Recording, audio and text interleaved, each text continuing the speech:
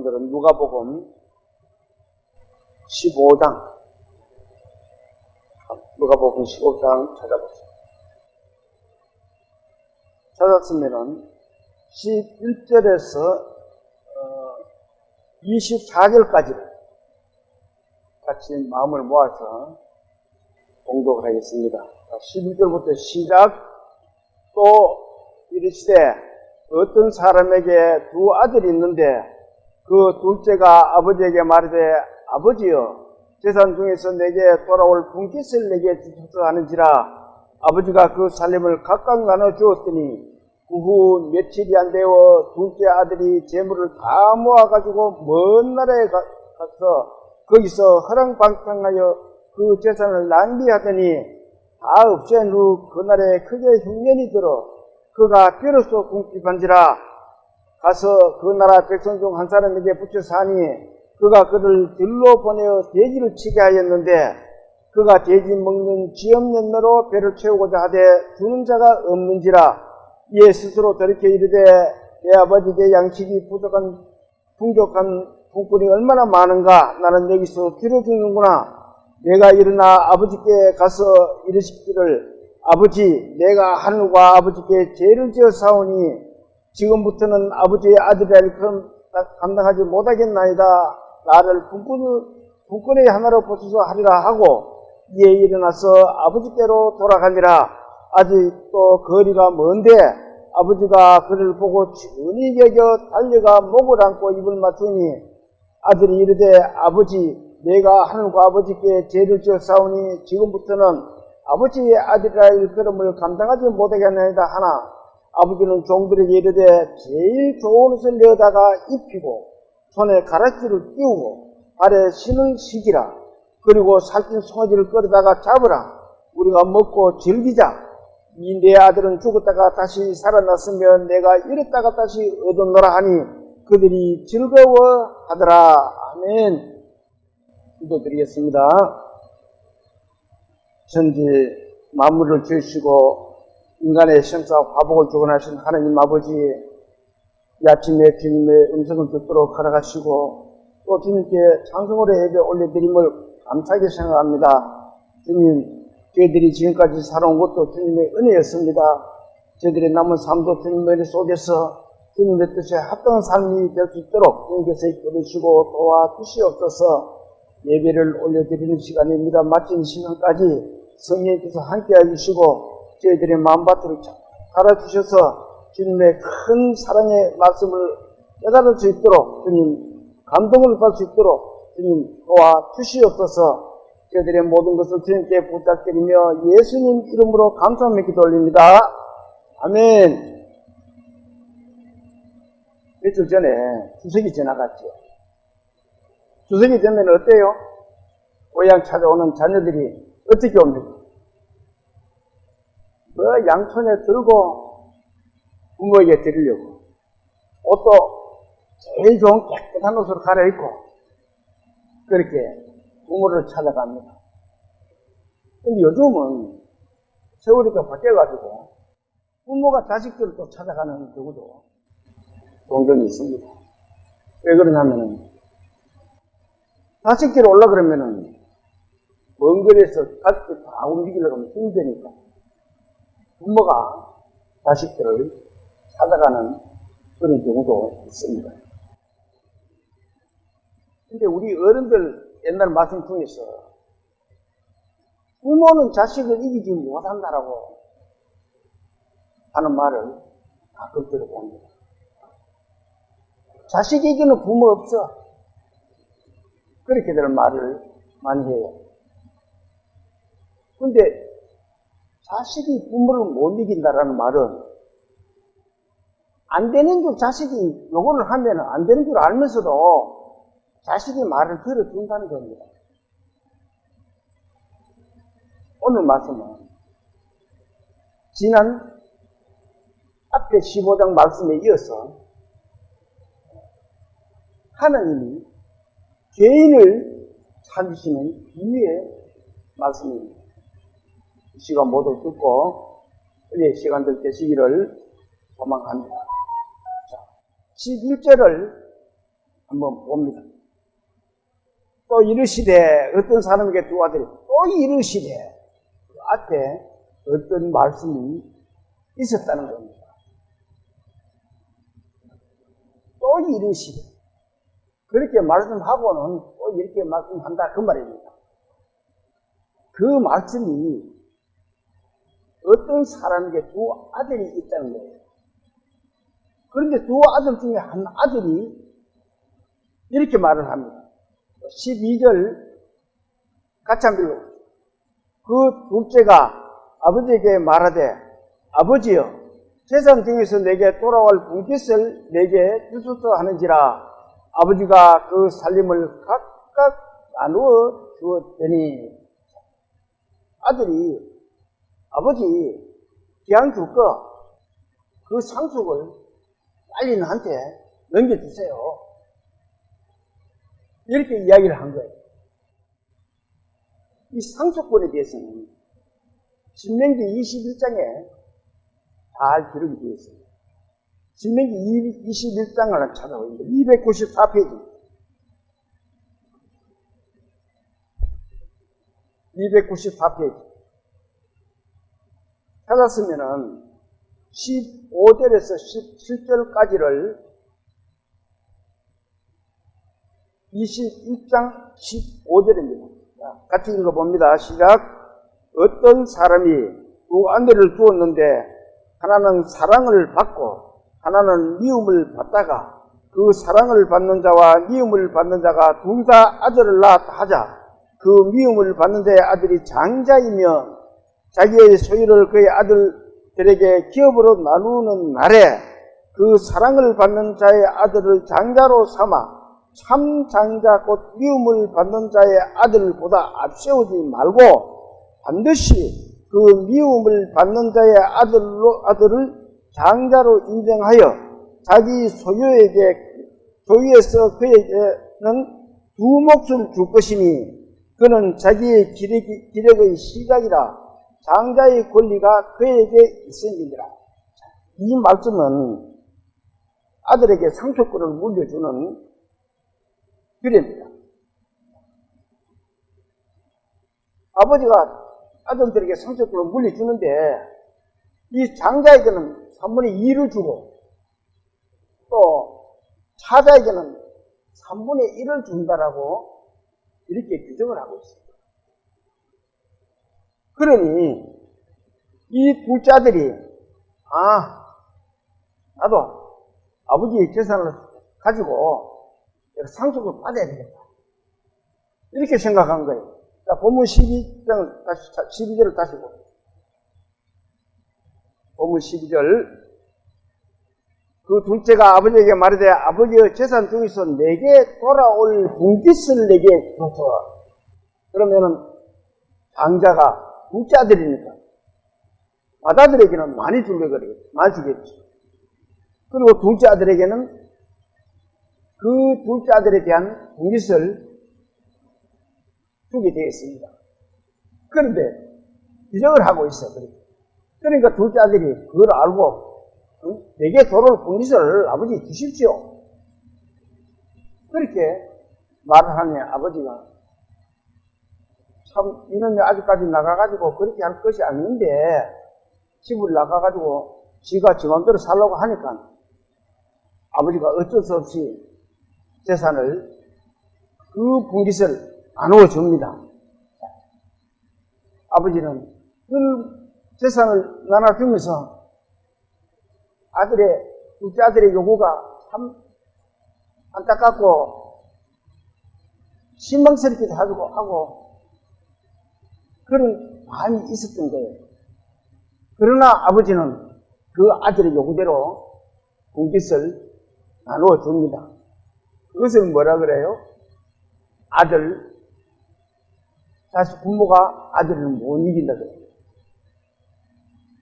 그 속에는 아버지의 사랑이 들어있는 거예요.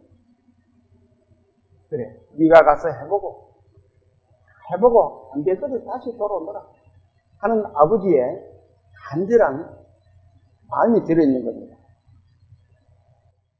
그리고는 아버지께 그것을 다 받아가지고는 재물을 받아든 아들은 가만히 생각해보니까 저때 살면은 아버지 간섭도 받아야 될 거고 또 농사 일을 하려고 그러니까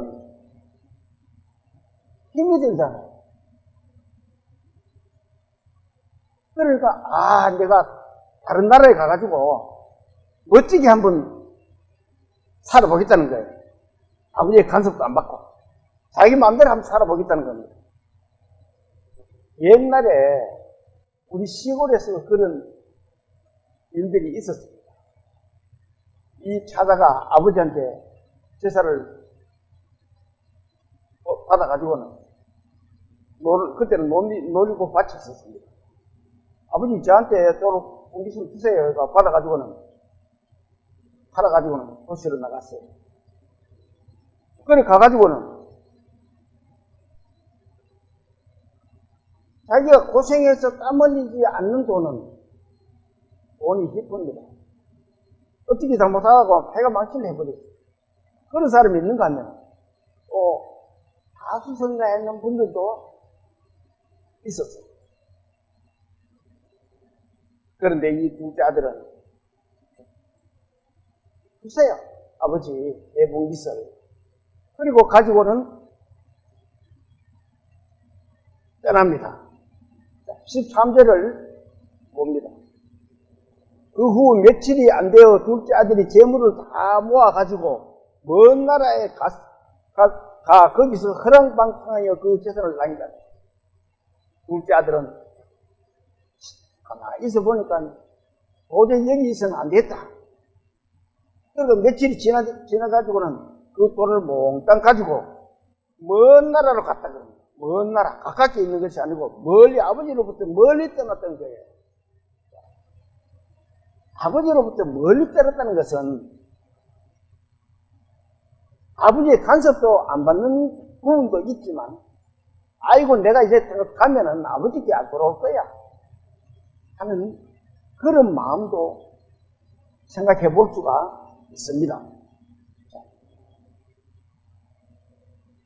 이러한 둘째 아들의 모습은 하나님의 간섭을 싫어하고 자기 뜻대로 살겠다는 거예요. 내 마음대로 내가 한번 살아보겠다. 그거는 이 세상에서 하나님을 멀리하고 자기 뜻대로 살아가는 우리 인간의 모습을 보여주고 있는 것입니다.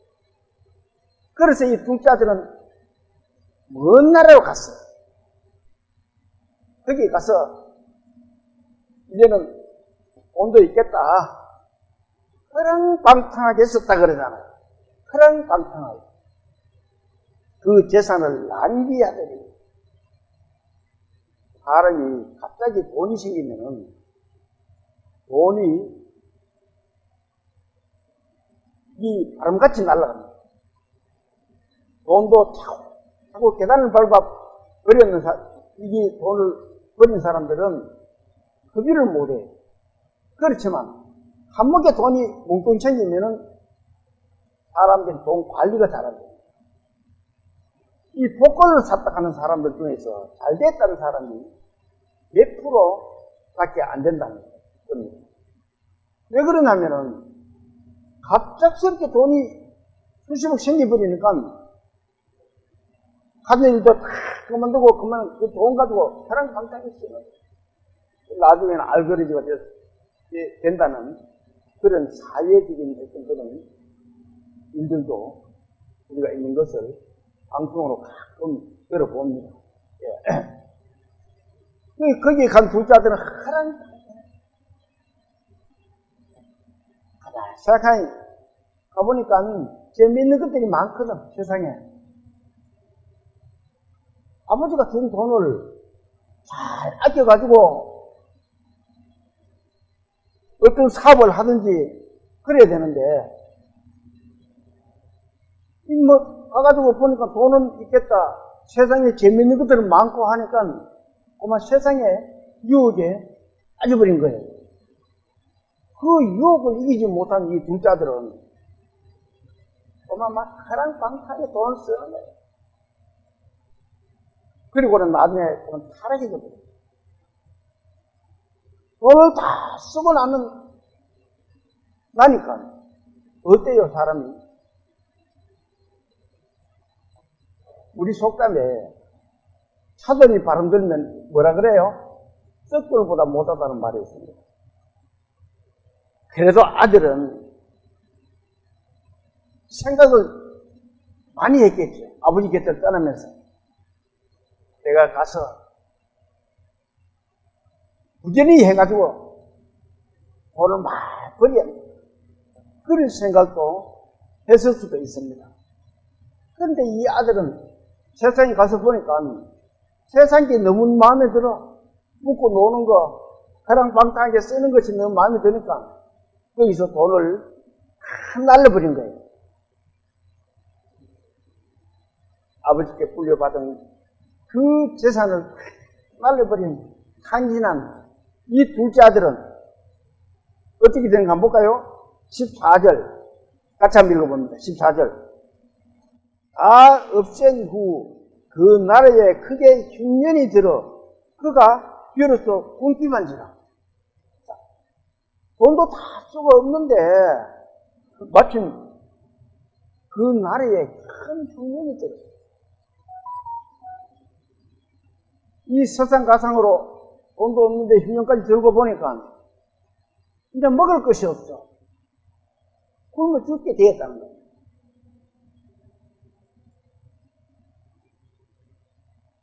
아버지한테 받은 이 유산을 잘 관리해야 되는데 이 둘째 아들은 고생해볼 때도 안 생긴 돈이라서 함부로 막 써버린 거예요. 근데 다 쓰고 나니까 흉년이 들어가서 이제 굶어 죽게 된 거예요. 굶어 죽을 수는 없겠죠, 사람이. 그래서 어떻게 해요? 15절 한번. 15절, 14절부터 15절을 같이 읽어봅니다. 다 없앤 후 그 나라에 크게 흉년이 들어 그가 비로소 굶기반지라 가서 그 나라 백성 중 한 사람에게 붙여 사니 그가 그를 들러 보내어 돼지를 치게 하였느니라. 돼지를 치게 했다. 우리 흔히 집 떠나면 뭐라 그래요? 빼고시면 집 떠나면 고생. 집이 최고예요. 그 중에서 하나님 아버지 집이 최고입니다. 세상 사람들이 너무 고통을 당하잖아요. 아이고, 내가 왜 이런 고생을 할까? 이렇게 힘들까? 아버지 곁을 떠났어요. 하나님 아버지 곁을 떠나 있어요. 우리는 하나님 아버지께 돌아가야 돼요. 하나님을 떠난 인간은 어떻게 보면 잠시 동안은 하나님의 간섭도 안 받고 좋을 수가 있어요. 편할 수도 있고. 그러나 결국 세상에 살다 보면은 세상에 빠져가 타락합니다. 그리고 죄에 빠지고 맙니다. 오늘의 중요한 말씀은 그 교훈을 하나님이 우리에게 주시는 중요한 말씀입니다. 우리 인간은 하나님 안에 있을 때에만 진정한 자유가 있어요. 왜 그러냐면은 우리 인간을 자유케 할 수 있는 것은 오직 진리밖에 없기 때문입니다. 하나님밖에 예수 그리스도밖에 없기 때문입니다. 이 말씀을 한번 요한복음 8장 32절에 있는 말씀 같이 한번 읽어볼까요? 진리를 알진 진리가 너희를 자유롭게 하리라. 이 진리가 누구예요? 진리는 예수 그리스도. 내가 길이요 진리요 생명이요. 예수 그리스도만이 하나님만이 우리를 자유롭게 할 수 있다는 겁니다. 내가 아무리 재물이 많아도 이 세상 안에서 세상에 빠져 살면 자유가 없어요. 재물이 많은 사람은 재물에 묶여 살고 있어요. 재물이 없는 사람은 재물이 없어가지고 거기에 또 가난에 묶여 살고 있어요. 그러나 재물이 있든 재물이 없든 이 진리를 알게 되면 우리의 모든 것은 자유로워진다는 거예요. 인간의 자유란, 진정한 자유란 이 진리를 아는 데 있습니다. 정말 내가 예수 그리스도를 내 마음에 믿고 받아들이고 있는 거예요. 말씀을 듣는 모든 분들은 이 진리에 이신 하나님, 예수님, 하나님이시고 예수님이신 이분을 만나시기 바랍니다. 그분을 만나야만이 알 길이 있겠다. 그분을 만나야만이 우리는 자유하게 됩니다. 그리고 또 이 말씀을 보면은 이 먹고 살기가 힘드니까 그날에 어떤 집에 들어갔습니다. 어려운 것 때문에 취직을 했죠. 그러니까 그 사람이 놀러 가서 너 돼지를 좀 쳐라. 이렇게 이야기한 거예요.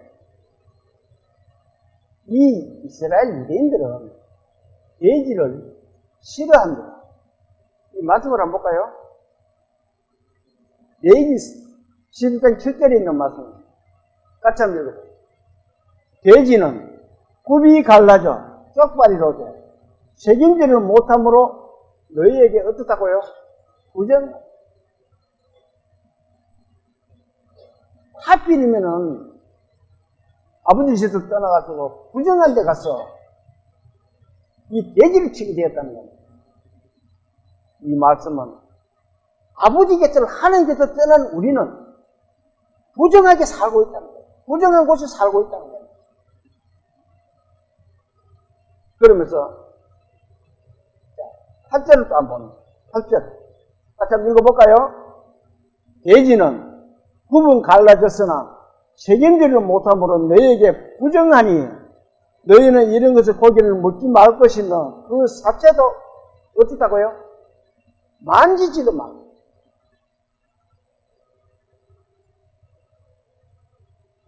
하나님은 우리에게 이렇게 말씀하셨습니다. 너는 이 세상에 살면서 부정한 데부터 살지 마라. 그런데 이 둘째 아들이 먹을 것이 없으니까 거기에 있는 그 나라 백성에게 얻어먹으려고 그러니까 돼지 키우는 데 가서 돼지 밥을 사고 캐라. 거기서 살으라고 그 사람들에게 종이 되어서 살고 있습니다.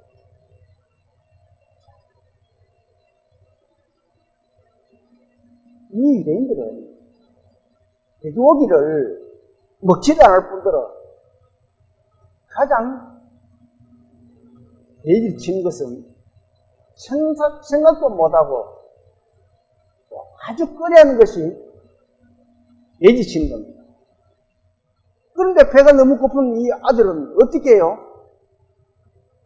그래라도 해야 돼요.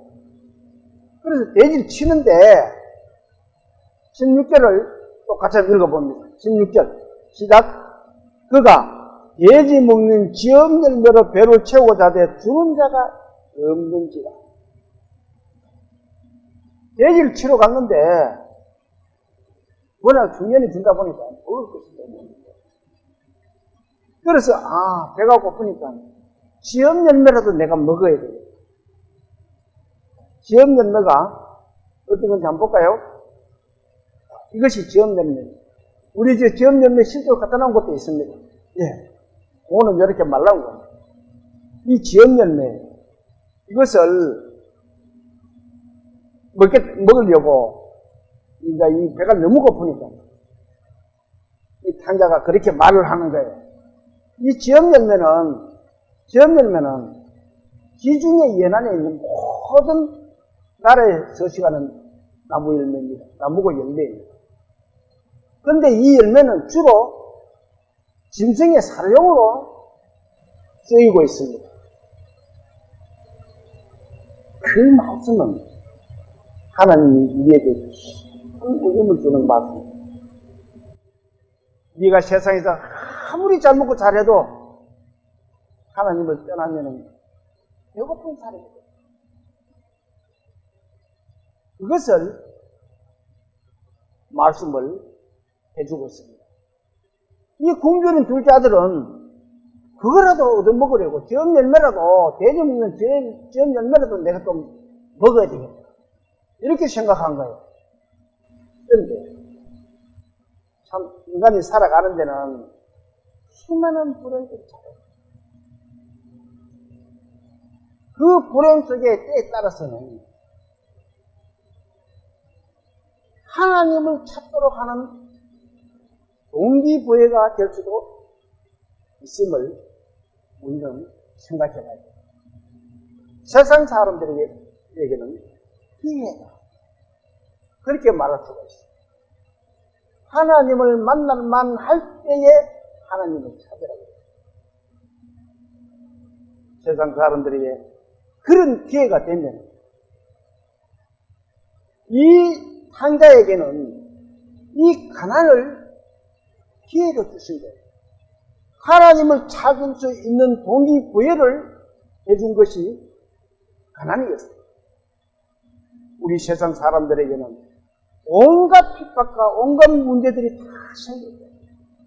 그렇지만 그 기회가 하나님을 만날 수 있는 기회로 바뀌어야 돼요.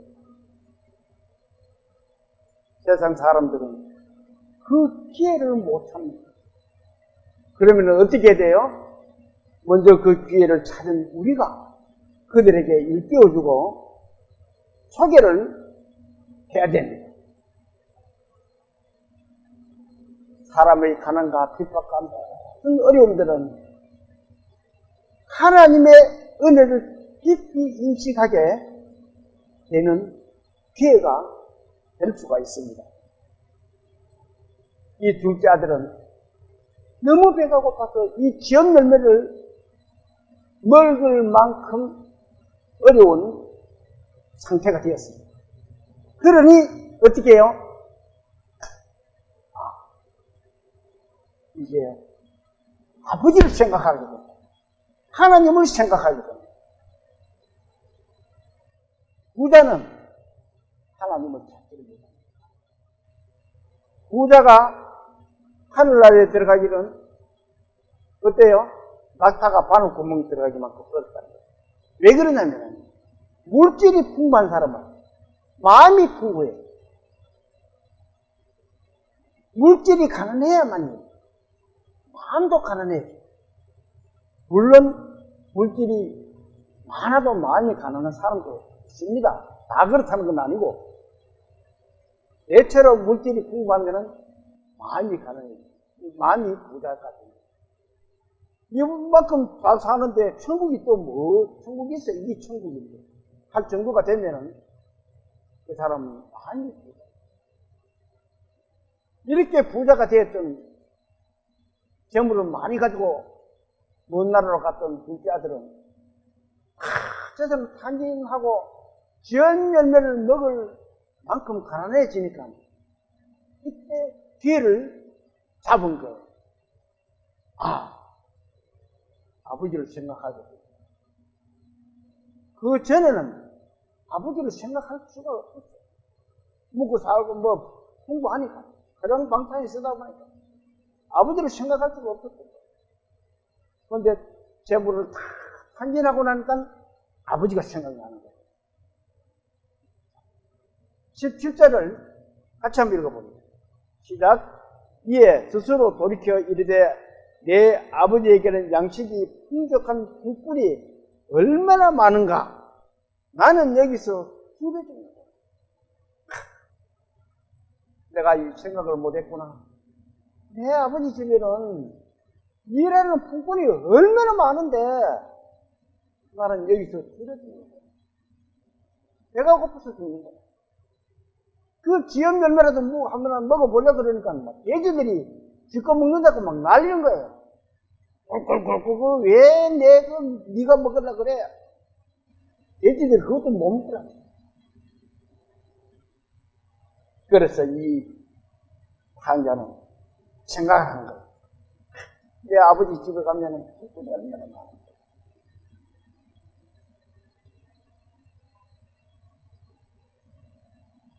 그때서 이 부자들은 정신이 번쩍 드는 거예요.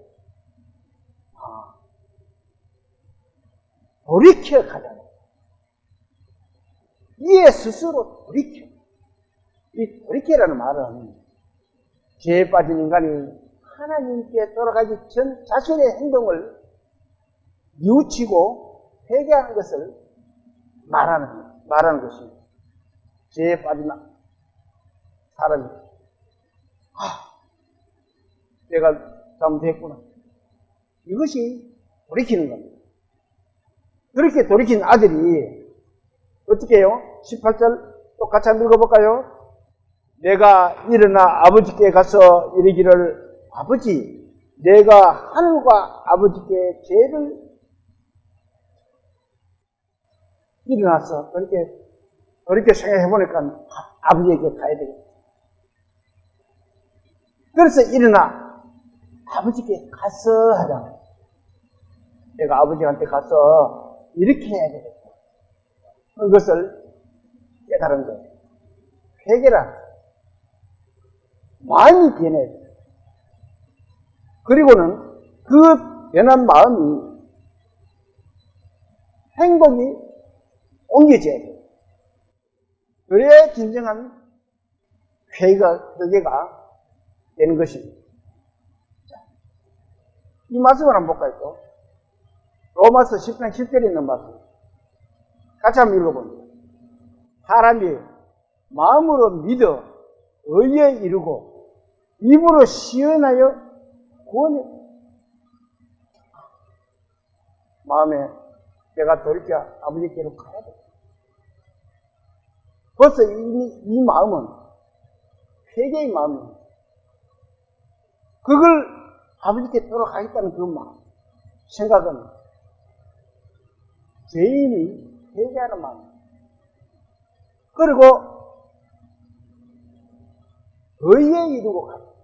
의에 이르고 입으로 입으로 내가 시인하면은 그것이 구원에 이른다라고 말을 하고 있습니다. 우리는 하나님의 마음으로만 믿어. 내가 언제 입으로 내가 시인을 해본 적이 있는지, 하나님의 말씀에 이렇게 말씀하셨기에 내가 그 말씀으로 내가 구원을 받았습니다. 그걸 자기 입으로 시인할 수가 있어야 돼요. 어느 앞에 가서도 내가 이렇게 해서 내가 구원을 받았습니다. 그것을 시인할 수가 있어요. 그것을 행동으로 옮기는 거예요. 마음으로는 믿어졌어. 그런데 입으로 시인이 안 되면은 어떻게 보면은 다시 한번 구원의 어떤 그 내용들을 한번 생각해 볼 수가 있어야 돼요. 사람이 마음으로 믿어 의에 이르고 입으로 시인하여 구원에 이른다라고 이 로마서는 이렇게 기록을 하고 있죠. 그리고 이 둘째 아들이 회개를 어떤 말로 회개를 해요? 회개의 제목이 뭐예요? 자, 내가 일어나 아버지께 가서 이르기를 아버지 내가 뭐라고요? 하늘과 아버지께 죄를 지었다. 그래서 어떻게 내가 죄를 지었다 하는 것을 이야기를 하고 있는 거예요. 하늘과 아버지께 내가 지었다. 그것이 이렇게 모든 것을 당진한 둘째 아들의 회개의 제목입니다. 내가 이런 일을 했으니까 이거는 하나님께 죄였어요. 그것을 깨달아야만이 진정한 구원을 받을 수가 있는 겁니다. 집을 떠나온 아들은 그 고생을 해보고는 하나님의 사랑을 깨달은 거예요. 아버지의 깊은 사랑을 깨달은 겁니다. 이 말씀을 한번 볼까요? 시편 103편 13절에 있는 말씀입니다. 다시 한번 읽어볼게요. 아버지가 자식을 긍휼히 여김같이 여호와께서는 자기를 경외하는 자를 긍휼히 여기시나니 이는 그가 우리의 체질을 아시며 우리가 단지 먼지뿐임을 깨닫습니다. 아버지는 항상 이런 마음으로 자식을 기다리고 계십니다. 그런데 우리가 큰 잘못을 해도 하나님 아버지에게 회개하고 아버지께 돌아가면 하나님 아버지는 우리를 용서를 해 주신다는 겁니다. 예. 이 너무 약한 우리 인간을 아시기 때문이에요. 그래, 네가 아무리 잘못을 해도 내게 돌아만 하나님은 지금도 그렇게 기다리고 계시는 겁니다. 19절을 또 한번 봅니다. 19절 같이 또 읽어볼까요? 지금부터는 아버지의 아들이라 그름을 감당하지 못하겠나이다. 나를 품꾼의 하나로 보소서 하리라 하고, 자, 아버지한테 가면은 내가 이제 아버지의 아들이라고 감당한다. 가장 낮아지는 자세를 보여주는 겁니다. 우리가 구원을 받아라 그러면은 가장 낮은 자세가 돼요. 내 힘으로는 할 수가 없다는 것이 깨달아져야만이 하나님이 구원을 주시는 겁니다. 품꾼의 하나. 품꾼이 뭐예요? 품삯을 받고 남의 일을 해주며 살아가는 사람이 품꾼입니다. 내가 가서 아버지 일을 돕고 아버지 일을 하면서 아들이 아닌 짝꿍으로라도 아버지가 주셨으면 좋겠습니다. 그 마음이잖아요. 얼마나 이게 낮아진 마음이에요. 아버지한테 집에 있을 때 돈 받아갈 때는 아버지 내가 나한테 주는 재산을 그거 주세요. 크게 이야기했을 거예요. 아버지한테. 근데 아버지는 그걸 내어주셨다. 그 내어준 것을 다 끌어먹고는 이제는 깨달은 거예요. 내 아버지 집에 가면은 품꾼이 아니면 내가 품꾼으로 하나로 써달라 했잖아요. 그렇게 생각하고 아버지한테 돌아가고 있습니다. 그런데 참 이 말씀이 저는 너무 마음을 찡하게 하는 내용이에요. 20절 같이 한번 읽어볼까요? 예, 일어나서 아버지께로 돌아가니라. 아직도 거리가 먼데 아버지가 그를 보고 지근히 여겨 달려가 목을 안고 입을 맞.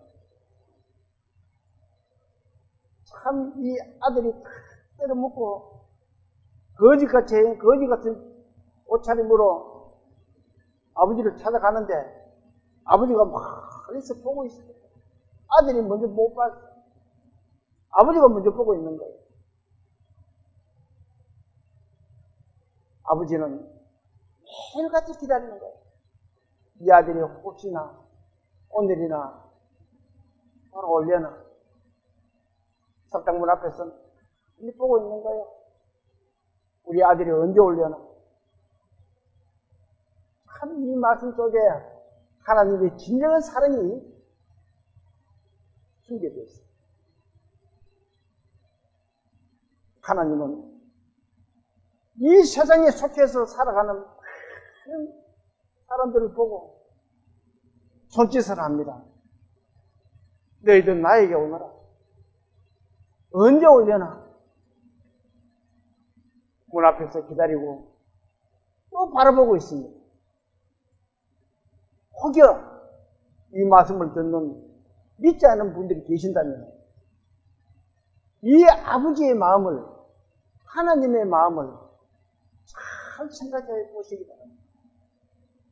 아, 나를 위해서 이렇게 아버지가, 하나님 아버지가 기다리고 계시는 거예요. 빨리 달려가서 아버지 품에 앉으시기 바랍니다. 그리고 입맞춤을 받아요. 측은히 여겨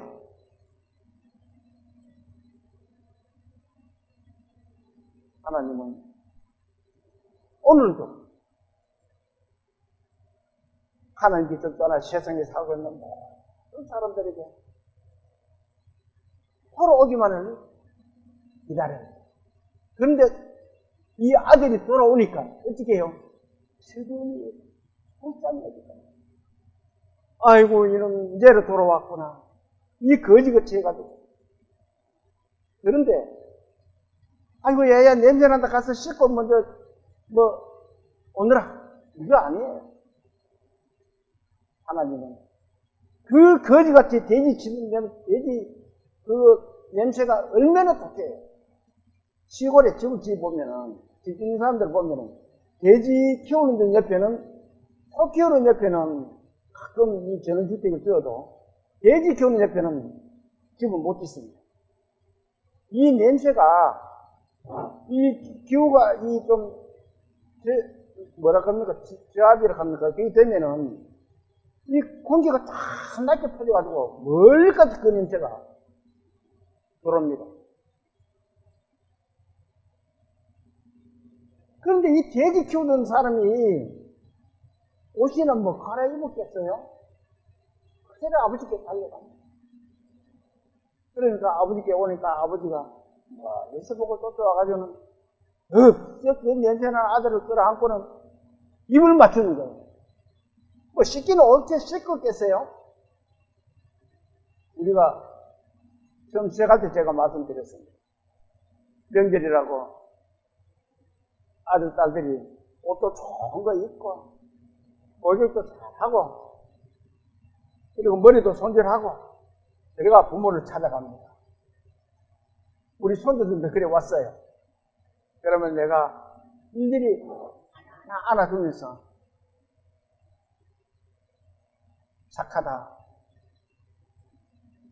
이쁘다, 이렇게 합니다.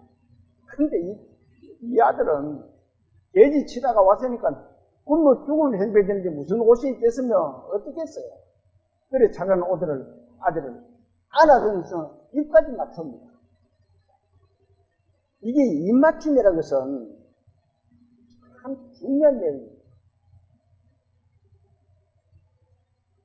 아들에 대한 용서를 뜻하는 것이 입맞춤입니다. 이 말씀을 한번 볼까요? 사무엘하 14장 33절에 있는 말씀입니다. 같이 한번 읽어봅니다. 요압이 왕께 나아가서 그에게 아뢰매 왕이 압살롬을 부르니 그가 왕께 나아가 그 앞에서 얼굴을 땅에 대어 그에게 절하매 왕이 압살롬과 어떻다고요? 입을 맞춥니다. 이 말씀만 보면은 전부 무슨 뜻인지 잘 이해를 못할 거예요. 이 입맞춤에는 많은 내용이 죄를 사해주는 그런 내용이 숨겨 있습니다. 이 말씀의 내용이 뭐냐면 다윗의 장자인 암논이라는 장자 아들이 있었어요. 그 아들이 이복 누이 되는 다말이라는 여동생이 있었습니다. 그 여동생을 그만 사랑을 해서 구마해버렸어요. 그러니까 그 다말의 오빠인 압살롬이 암논을 그만 죽여버렸습니다. 형을 죽여버렸어요. 그래서 죽여버리고는 도망가서 3년 동안이나 도망가 살았어요. 그래서 3년 동안 살다가 아버지를 어떻게 해서 다시 만나는 내용입니다. 나중에 이 사무엘 이 하를 한번 읽어보시면 그 내용들이 자세히 나옵니다. 그래 아버지 앞에 가서 하는 내용입니다. 뭐라 그래요? 왕이 압살롬을 부르니 그게 왕께 나아가 그 앞에서 얼굴을 땅에 대어 그에게 절하며 왕이 이러잖아요. 압살롬에게 입을 그래 내가 제 용서를 할게. 그 말입니다. 이 탄자가 아버지께 돌아가서 그 아버지가 이 둘째 아들에게 입을 맞추었다는 것은 그래 내가 너의 죄를 용서해. 그 말이에요. 우리가 하나님 앞에 돌아가면은 하나님이 우리에게 입을 맞춰. 그래 잘했다. 네가 그때 죄인으로 살았지만 회개하고 나에게 왔으니까 내가 입 맞춘다. 저는 이 말씀을 볼 때마다 가슴이 너무 찡해요. 나 같은 죄인이 죽을 수밖에 없는 이 죄인을 하나님이 나에게 입 맞춤을 하셨어요.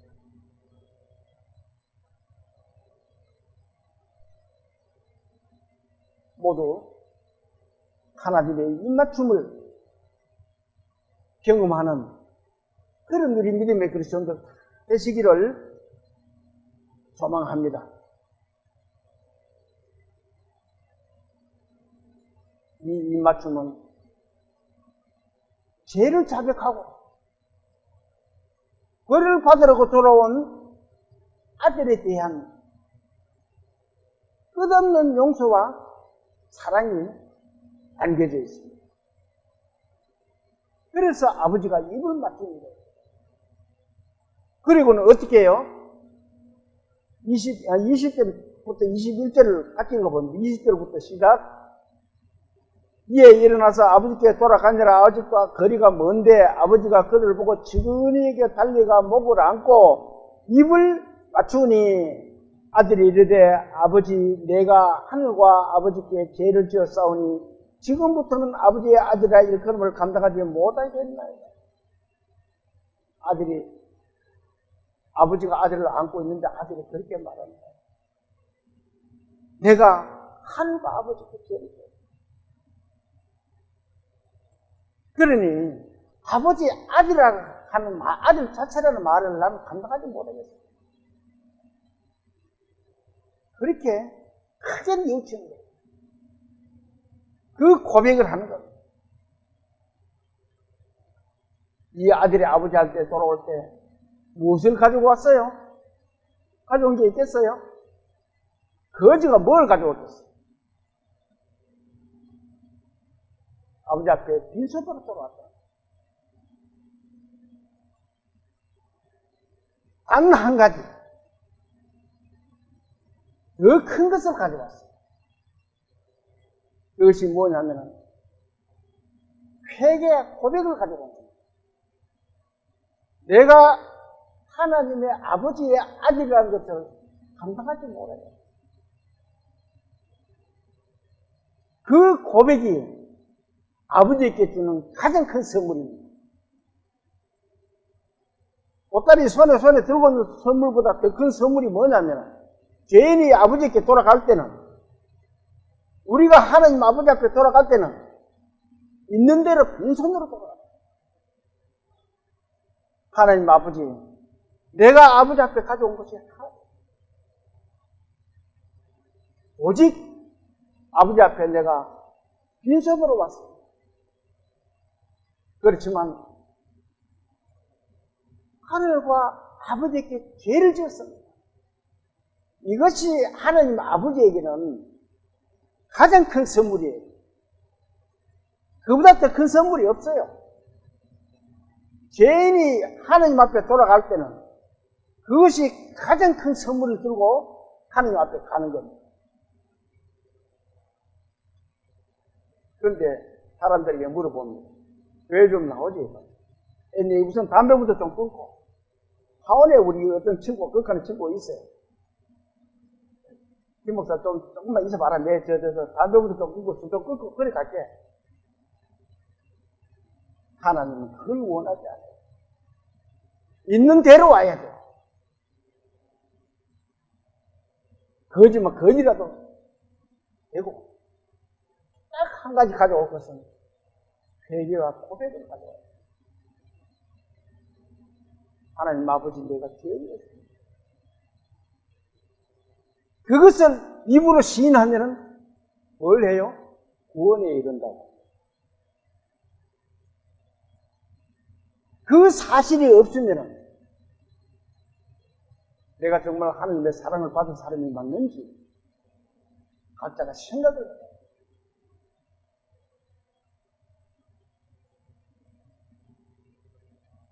그렇게 하나님 앞에 가게 되면 하나님은 어떻게 해주시는지 한번 볼까요? 22절 같이 한번 읽어봅니다. 22절 시작. 아버지는 종들에게 이르되 제일 좋은 옷을 내어다가 입히고 손에 가락지를 끼우고 발에 신을 신고. 그렇게 거지같이 보라는 아들에게 아버지는 입을 맞추고 나서는 용서의 의무가 있다고 그랬잖아요. 그래. 들어가서는 제일 좋은 옷을. 죄인에게 제일 좋은 옷은 어떤 옷이에요? 한번 볼까요? 이사야 21절 10절에 있는 말씀입니다. 같이 한번 읽어봅니다. 시작. 내가 여호와로 말미암아 크게 기뻐하며 내 영혼이 나의 하나님으로 즐거워하려니 이는 그가 구원의 옷을 내게 입히시며 공의의 것을 내게 더하심이 신랑이 참으로 쓰며 신부가 자기 보석으로 단단함 받게. 인간이 가장 이해하기 쉬운 내용으로 말씀하고 있습니다. 이 구원의 옷이라는 것이 신랑이 참으로 쓰고 또 신부가 자기 보석으로 단단함. 옛날에 장가 갈 때가 가장 멋집니다. 옷도 사모를 쓰고 옷도 또 신랑의 옷을 입고 그렇잖아요. 가장 아름다울 때입니다.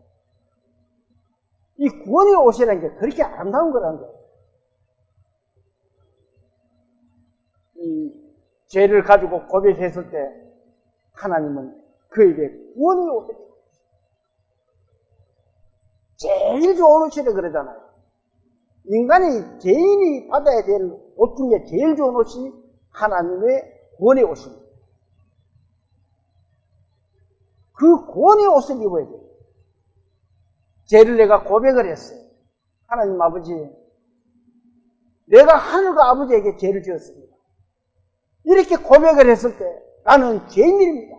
이렇게 고백을 했을 때 하나님이 용서를 해주면서 입을 맞추면서 제일 좋은 옷으로 가.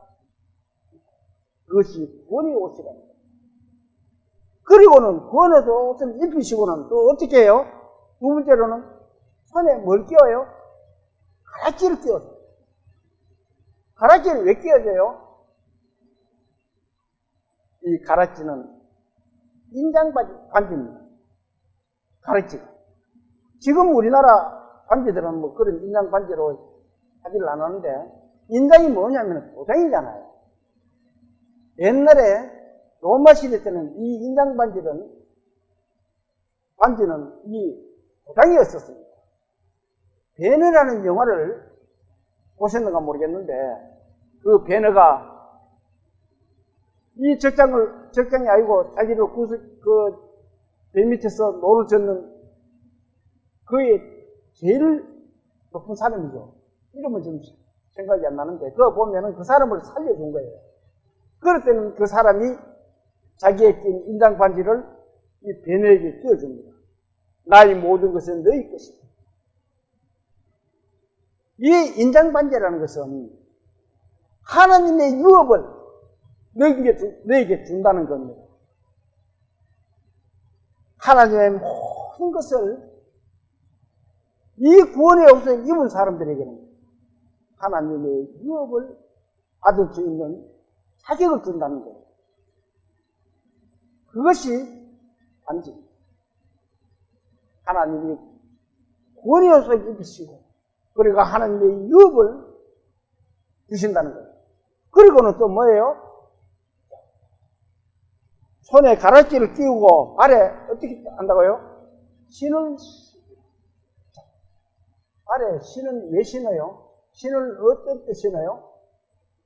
신은 밖에 나갈 때 신습니다. 방 안에서 신 신고 돌아다니는 사람이 있어요? 물론 외국 사람들은 방 안에서 신 신고 들었기도만, 신은 밖에 나갈 때 신는. 하나님의 아들이 되고 하나님의 유업을 받게 되면은 일을 해야 돼. 그때부터 신을 신고. 너도 가서 그렇게 하나님을 전해라는 거예요. 그 발에 신을 신고.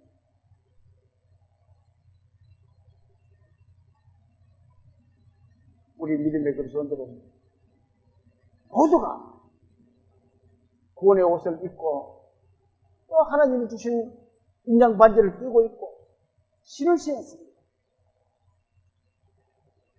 그러면은 열심히 하나님의 일을 해야 된다는 거예요. 그리고 23절, 24절을 같이 또 읽어봅니다. 그리고 살찐 송아지를 끌어다가 잡으라. 우리가 먹고 즐기자. 이 내 아들은 죽었다가 다시 살아났으니 내가 잃었다가 다시 얻었노라 하니 그들이 즐거워. 잃었다가 찾았다. 이 15장 내용이 거의 그런 내용이에요. 15장은 지난번에 잃어버린 양에 대한 말씀을 했는데 방송이 잘못되어가지고 유튜브에 나가지를 못했습니다. 그때도 제가 말씀드렸습니다. 제가 월남 갔다가 집에 돌아왔을 때 우리 어머니가 얼마나 좋아하시는지, 죽었다가 살아난 자식이에요. 온 동네 사람 모아놓고 음식을 준비해가지고 막걸리를 민말을 사다 놓고 동네 잔치를 했어요. 막 부엌을 치면서 춤도 추고, 우리 동네 그때 난리 났었습니다. 시골 동네에서. 하나님은 이랬던 자식들이 돌아오면은 이렇게 즐거워하신다는 거예요. 그리고 자, 음식은 많이 해놓고 먹고 마시고, 자, 우리 다 같이 즐기자. 내 잃었던 아들이 이렇게 찾아왔다. 얼마나 기쁘겠어요. 하나님의 마음이. 하나님 앞으로 많은 사람들이 돌아오면 하나님의 기쁨이 얼마나 다시겠어요. 이 누가복음 15장은 잃었던 생명을 찾으시는 하나님의 사랑의 말씀입니다. 그리고 그 교훈의 말씀입니다. 우리 성도들은 모두가 구원 옷을 입었고 또 가라지도 꼈습니다. 이제 신발도 신었어요. 그러면 주님의 일을 열심히 하는 그런 저와 여러분들이 되시기를 소망하면서 오늘 주일 오전 예배를 마치겠습니다. 기도드릴게요. 사랑과 은혜가 크신 하나님 아버지, 저희들이 죄인으로 살다가 주님 앞으로 돌아와서 주님이 주신 제일 옷을 입고 또 반지를 끼고 신을 신었습니다.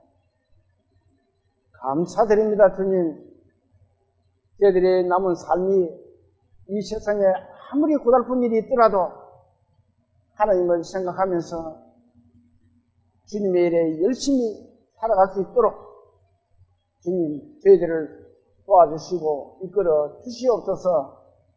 각지에서 말씀을 듣고 계시는 모든 분들의 가정에도 하나님이 그 가정에 큰 은혜를 베풀어 주시기를 부탁드립니다. 그 가정의 화목과 화평과 평안을 이룰 수 있도록 주님 축복하여 주시옵소서. 저희들의 모든 삶을 주님께 부탁드리며 예수님 이름으로 감사하며 기도 올립니다. 아멘.